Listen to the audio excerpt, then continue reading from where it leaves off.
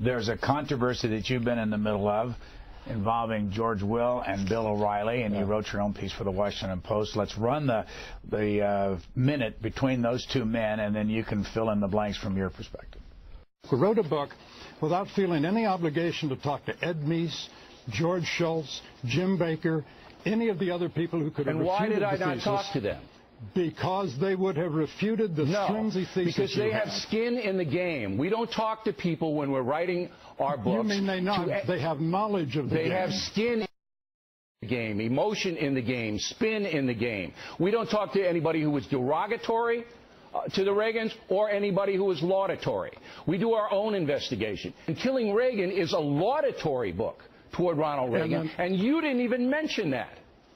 It is not a laudatory book. It is a laudatory book, or you can't read.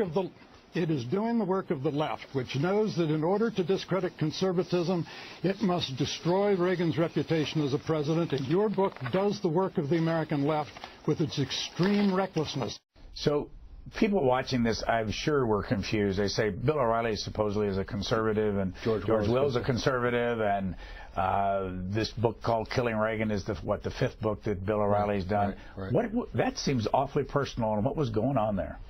Well, I think it did get personal because, you know, the vitriol that O'Reilly aimed at George. But George is 100% right. It's not a laudatory book. It's filled with half-truths and dubious facts and unsourced, unsubstantiated rumors, and it's not a laudatory book at all. In fact, it's just the opposite. You got it in your hands. And I just want you to see here is that each of these tabs, corresponding page, has some error of fact or something suspicious that is not correct in this book. You know, saying that Al Haig was Ronald Reagan's favorite foreign policy advisor. Reagan never got along with Al Haig, which is why he was let go, you know, early in the first term. If he had a favorite foreign policy advisor, it was either Dick Allen or George Shultz, but it certainly wasn't Al Haig. You know, he wrote the day Haig left the administration, Reagan wrote in his diaries that night, he says, the only difference of opinion that I had with Al Haig was who was president. So how do you explain Bill O'Reilly then in this book? I don't. I don't know why. Maybe he didn't write it.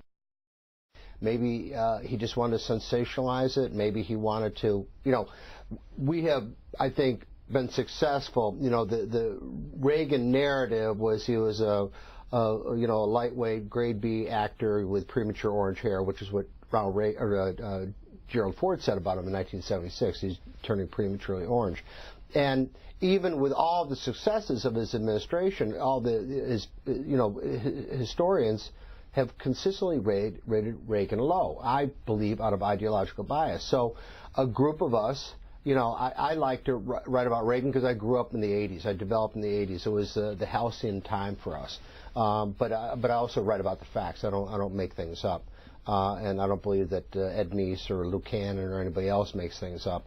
And I think, too, is that we've succeeded in repositioning people's thinking about Ronald Reagan so that it was the picture that emerges of a very serious, deep-thinking, considerate, solicitous man.